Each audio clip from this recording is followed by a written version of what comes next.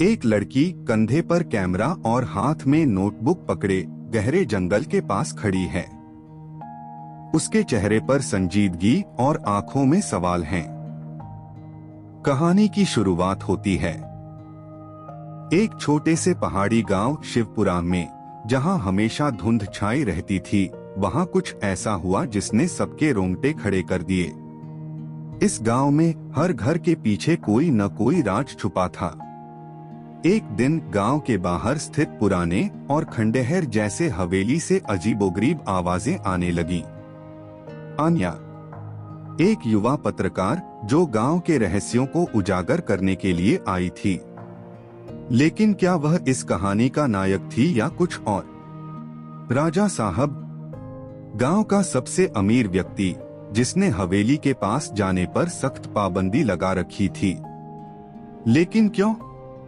आन्या का दोस्त गौरव, जो हर समय उसके साथ रहता था, लेकिन वह किसके लिए काम कर रहा था, ये कहानी में आगे जानेंगे।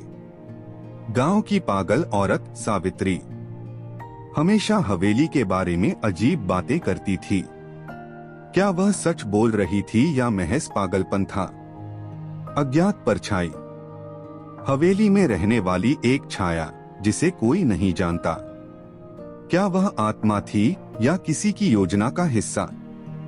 आन्या ने गांव में कदम रखते ही महसूस किया कि यहाँ सब कुछ सामान्य नहीं है। बच्चे खेलते खेलते अचानक रुक जाते, औरतें चुपचाप खिड़कियों से बाहर झांकती और बूढ़े लोग अपने घर के बाहर दीप जलाकर बैठते।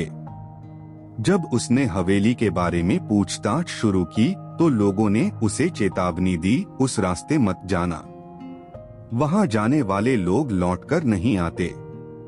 आन्या ने इस बात को चुनौती समझा। गौरव के साथ उसने रात में हवेली जाने का फैसला किया। जैसे ही वे हवेली पहुंचे, दरवाजा खुद ब खुद खुल गया। अंदर घुसते ही उन्हें हर जगह धूल और पुराने फर्नीचर दिखे, लेकिन एक कमरा चमचमाता हुआ और ताजगी भरा था। अगले मोड़ पर हवेली के अंदर सावित्री की चीख सुनाई दी, वो यहाँ है, सब खत्म हो जाएगा। वह पागल औरत वहां कैसे पहुंची? उसी समय राजा साहब भी वहां आ गए। उनकी आंखों में एक रहस्यमयी चमक थी। क्या होगा आगे? क्या गौरव आन्या को धोखा देगा? हवेली का रहस्य क्या है? सावित्री का अतीत कैसे जुड़ा है? और वह अज्ञात परछाई कौन है? अगर इस कहानी का अगला पार्ट चाहिए तो कमेंट करें, वीडियो को लाइक और चैनल को सब्सक्राइब करें।